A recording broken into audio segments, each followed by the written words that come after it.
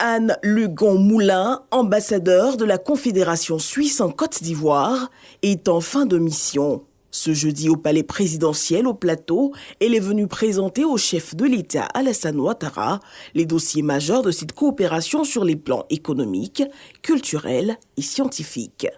Après 5 ans passés dans ce très beau pays et très dynamique, donc c'était l'occasion de faire le bilan de la coopération ivoiro-suisse qui est au très beau fixe.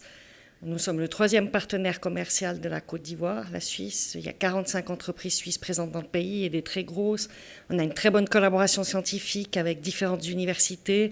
Dans le domaine culturel, on a lancé des négociations pour un accord de restitution des biens culturels. On a plus de 20 projets de développement, notamment dans le nord de la Côte d'Ivoire, pour aider le gouvernement et le pays dans cette zone-là. La diplomate dit son admiration pour les progrès réalisés par la Côte d'Ivoire ces dernières années, non sans témoigner sa gratitude pour la qualité de la coopération.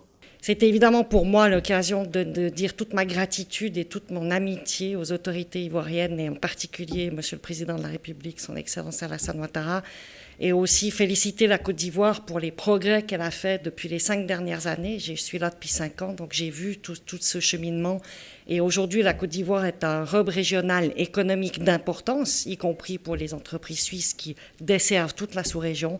Et évidemment, un facteur de stabilité très important pour la sous-région et pour l'Afrique en général.